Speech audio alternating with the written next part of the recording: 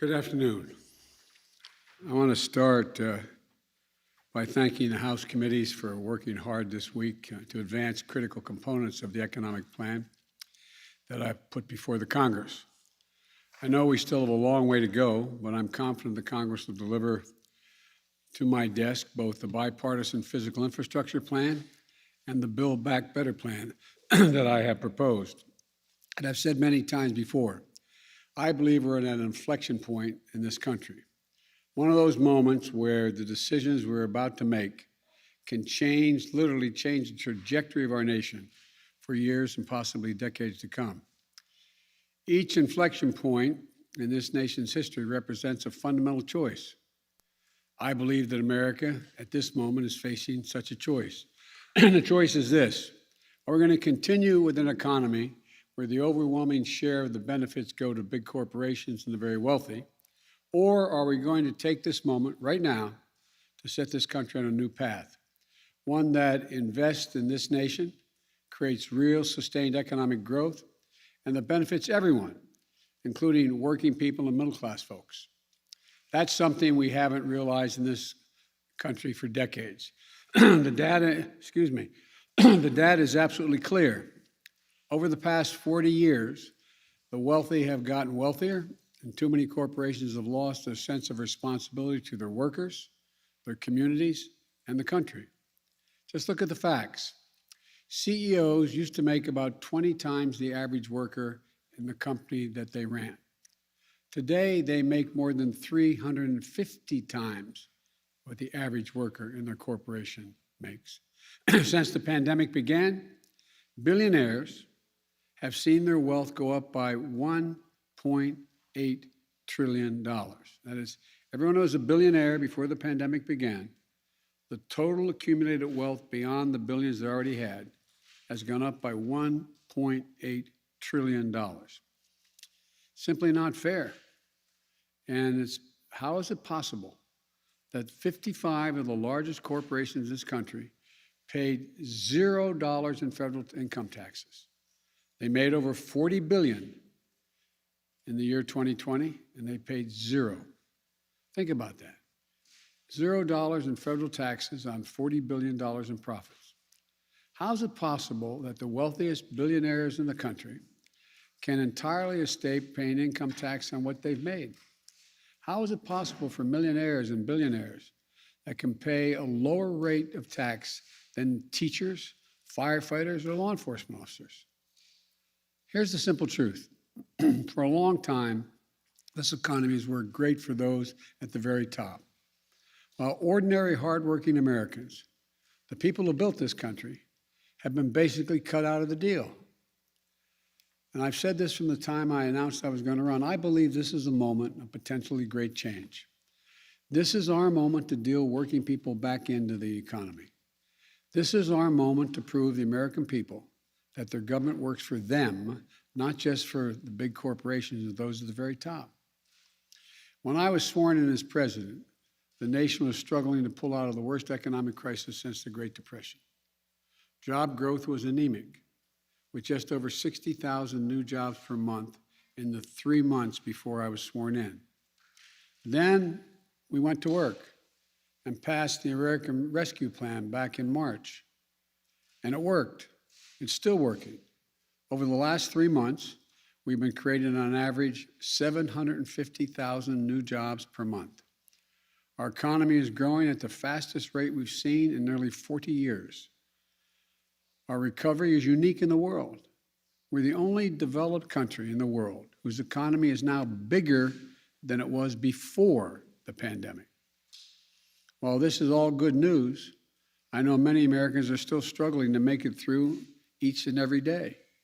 For too many, it's harder and harder to pay the bills: food, gas, rent, healthcare. I get it. We still have a long way to go to get the economy where it needs to be.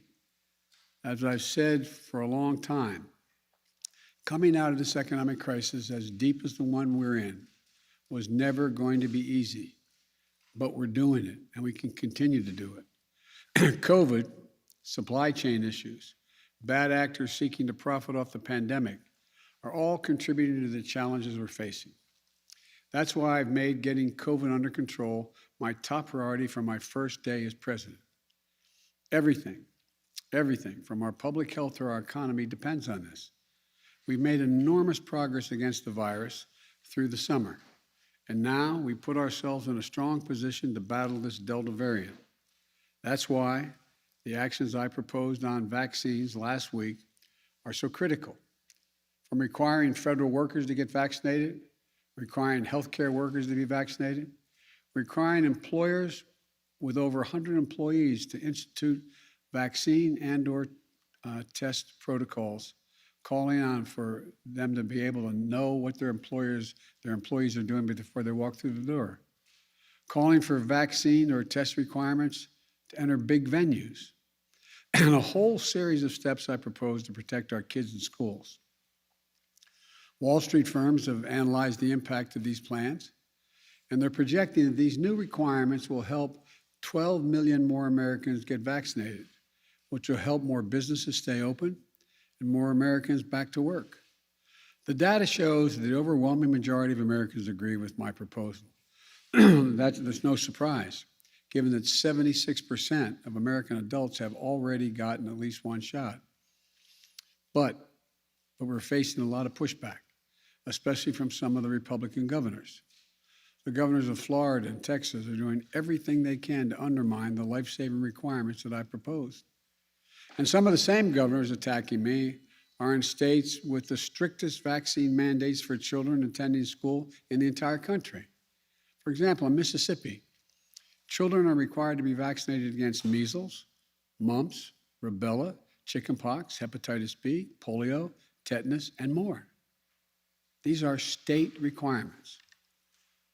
But in the midst of a pandemic that has already taken over 660,000 lives, I propose a requirement for COVID vaccines, and the governor of that state calls it, quote, a tyrannical type move? A tyrannical type move?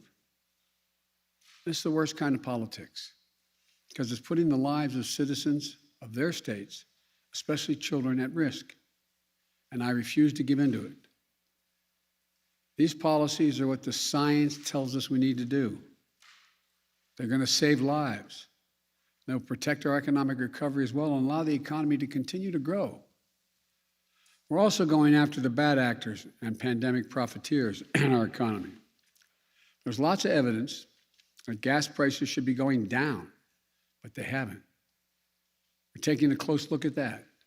Taxpayers in this country also have paid for extraordinary effort to keep our country going over the past year or so. Unlike the last administration, which resisted oversight and allowed taxpayers to be victimized by fraud, we're working hard to protect vulnerable Americans from having their identity stolen. As a consequence, their unemployment checks stolen as well. And we're going to offer organized criminals, we're going to go after organized criminals that defraud America or misuse COVID funds. Look, we're also taking a closer look at places in our economy where fewer and fewer corporate giants are controlling more and more of the marketplace in the areas they work. Just look at agriculture and the food industry. A very small number of giant corporations now dominate the market, which gives them the ability to drive up prices because they face so little competition. As we work to build healthier competition in our economy and crack down on bad actors, the American Rescue Plan, which we passed in March, is still working to give hardworking Americans, hardworking people, some relief. One of the best examples of that relief is the expansion of the child tax credit, which in effect is essentially a historic tax cut for families with children. Just yesterday, 39 million working moms and dads got their direct payment. That money is going to help cover groceries, the mortgage, new pairs of shoes, all the things that kids need. It's a tax cut for working families. So, we're working to provide as much relief as we can right now to American families, but here's the truth. Yes, the pandemic has caused a lot of economic problems in the country, but the fact is our economy faced challenges long before this pandemic struck. Working people were struggling to make it long before the pandemic arrived. Big corporations and the very wealthy, were doing very well before the pandemic. That's why I've said, starting back in my campaign for president, that it's not enough to just build back. We have to build back better than before. And that's how it all begins. Big corporations and the super wealthy have to start paying their fair share of taxes. It's long overdue. I'm not out to punish anyone. I'm a capitalist. If you can make $1 million or $1 billion, that's great. God bless you. All I'm asking is you pay your fair share. Pay your fair share, just like middle-class folks do. But that isn't happening now.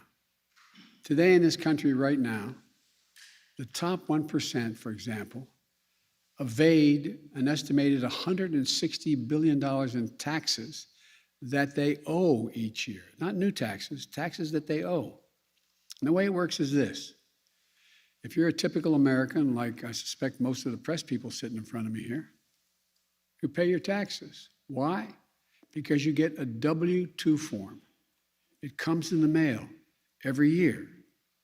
The IRS gets that information as well. Your taxes get deducted from your paycheck, and you pay what is owed beyond that. That's why 99% of working people pay the taxes they owe. But that's not how it works for people with tens of millions of dollars. They play by a different set of rules, and they're often not employees themselves. So the IRS can't see what they make and can't tell if they're cheating. That's how many of the top 1% get away with paying virtually nothing. It's estimated by serious economists that that number is about $160 billion collectively owed each year that doesn't get paid. It's not an even playing field. My plan would help solve that. For example, it would give the IRS the resources it needs to keep up with the lawyers and accountants and the super wealthy. It would ask just for 2 pieces of information from the banks of these folks, that the amounts that come into their bank accounts and what amounts go out of their bank accounts, so that the wealthy can no longer hide what they're making, and they can finally begin to pay their fair share of what they owe. That isn't about raising their taxes. It's about the super wealthy finally beginning to pay what they owe, what the existing tax code calls for. Just like hardworking Americans do all over this country every tax day.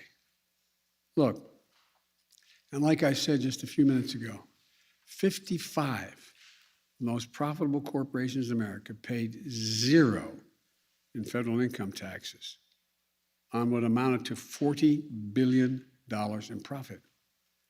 Not a penny. That's not right. My economic plan will change that. Not punish anybody, just make them pay their fair share. But my Republican friends in Congress don't want to change the law. So what are they doing? They're attacking me and my plan, which is fine. But if you're going to have a debate, let's have an honest debate. My Republican friends are attacking my plan, saying it's big spending. Let me remind you, these are the same folks who just 4 years ago passed the Trump tax cut, totaling almost $2 trillion in tax cuts. A giant giveaway to the largest corporations in the top 1%. And listen to this, almost none of that $2 trillion tax cut was paid for. It just ballooned the federal deficit. In fact, the unpaid bills racked up by the last administration are projected to increase the national debt by more than $8 trillion over time. What I'm proposing is totally different from that approach for 3 reasons. First, my plan is paid for.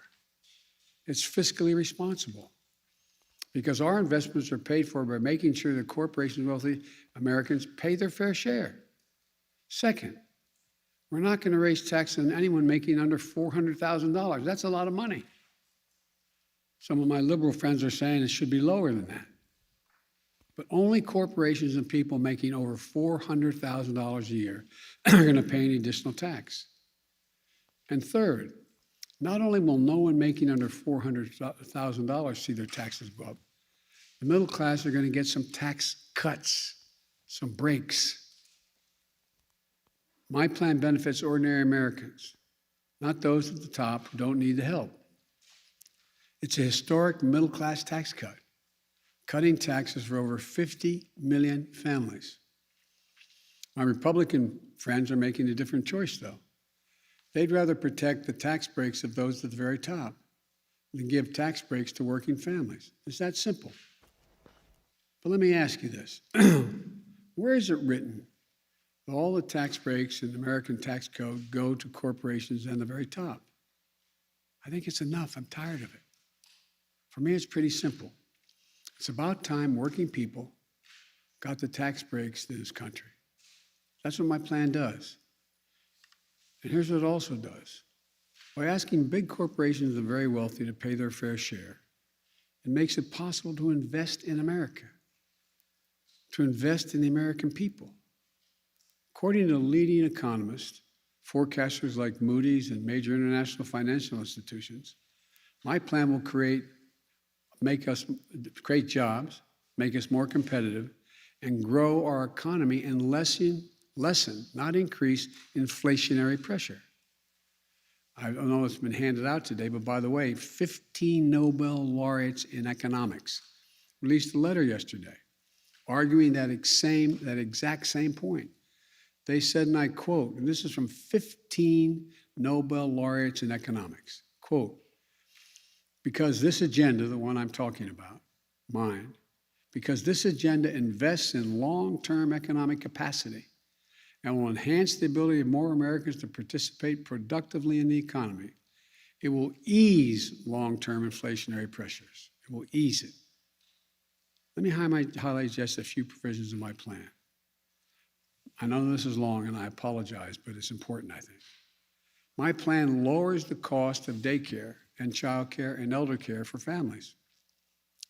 And the added benefit of allowing millions of people, mostly women, who are not able to go back to work because of very young family members or elderly people they're taking care of. Allow them to go back to work. It's estimated in the millions can't go back. It lowers health care premiums for millions of families.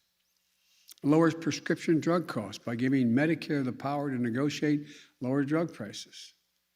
And it strengthens Medicare by adding dental, vision, and hearing coverage for if you're on Medicare.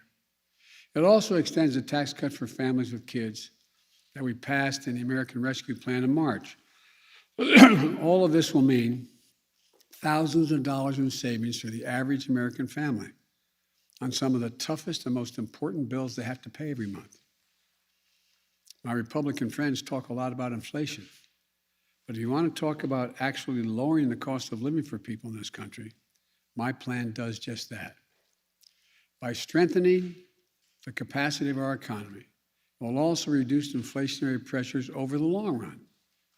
Here's something else my plan does. It confronts the crisis of extreme weather events that we're seeing all around us and around the world, but just here in America. We see it everywhere. We know it's real. In just the past few weeks, and there's more to come, I've seen the destruction of hurricanes in Louisiana, where winds got up to gusts to 179 miles an hour. A deadly toll from flooding in New York, where 20 inches of rain in New Jersey, more than 11 inches of rain in some areas. More than 5 million acres of our lands and communities have burned to the ground in wildfires just this year alone. That's more than the size of the entire state of New Jersey burned to the ground. When I was out in California, I flew over some of these areas. In addition, there's a severe drought in the West and the Midwest. There's a blinking code red out there for the nation. We can't wait to act. Extreme weather, just last year, cost the American public $99 billion in damage. $99 billion in damage last year. And unfortunately, we're likely to break that record this year.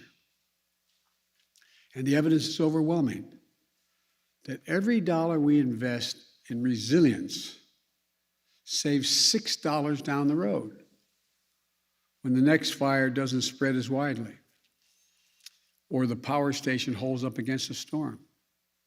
We need to rebuild with resilience in mind, so roads are built higher, levees are built made more stronger, transmission lines are better protected, and so much more. You know, I hope we're past debating climate change in this country. Now we have to act, and we have to act fast. And my plan does that. Let me end with this. This pandemic has been god-awful for so many reasons. The lost lives, as I said, over 660,000. The jobs, the businesses lost, the lost time in school for our kids. But it does present us with an opportunity. We can build an economy that gives working people a fair shot this time. We can restore some sanity and fairness to our tax code. We can make the investments that we know are long overdue in this nation. That's exactly what my bipartisan infrastructure plan does. I should say our bipartisan infrastructure plan does. Investments in roads, bridges, highways, clean water in every home and every school, universal broadband, quality, affordable places for families to live. And we can invest in our people, giving our families a little help with their toughest expenses, like daycare, childcare, elder care, prescription drugs, healthcare, preparing our young people to compete against any country in the world with preschool and community college. We can confront this crisis of extreme weather and climate change and not only protect our communities, but create new opportunities, new industries, and new jobs. In short, this is an opportunity to be the nation we know we can be.